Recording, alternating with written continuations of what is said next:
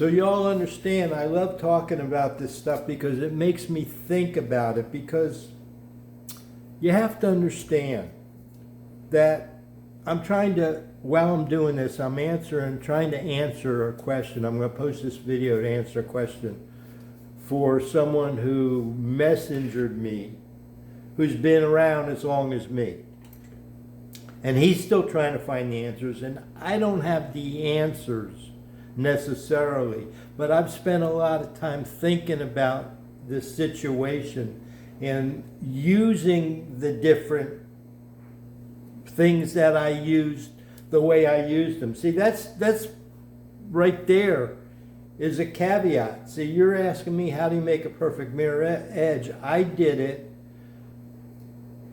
because I started with some inexpensive pocket knives that I bought from Prime because they were clean and new, so that I didn't reprofile them. I didn't add any scratches I didn't want to remove, and I sharpened them, and then I polished them, and I played with them. And I had failures, and I went back and did them again, and I went back and did them over and over, a bunch of inexpensive knives.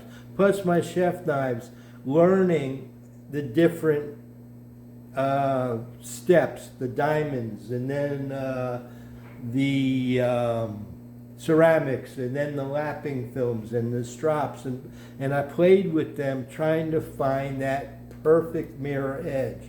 And the most perfect mirror edge I ever found had flaws in it. And being someone who aspires to be a perfectionist, like many of us do, it made me realize that I was trying to achieve something that couldn't be achieved, because mostly there's a limit to it.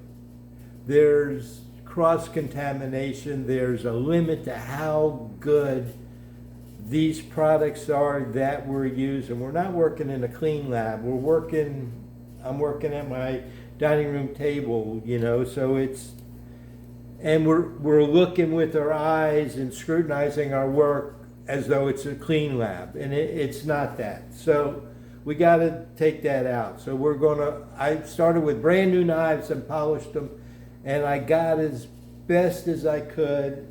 The best polished job I ever saw was probably by a guy that I think stropped with the cereal box. And that was only a photograph of a knife he showed that was just so reflective. It was a zero grind. It really stood out. Beautiful knife. And he reflected like that, but I never clamped it up. I'm pointing to the wicked edge I have here. I never clamped it up to put my microscope on it to see the flaws that I did on my own work.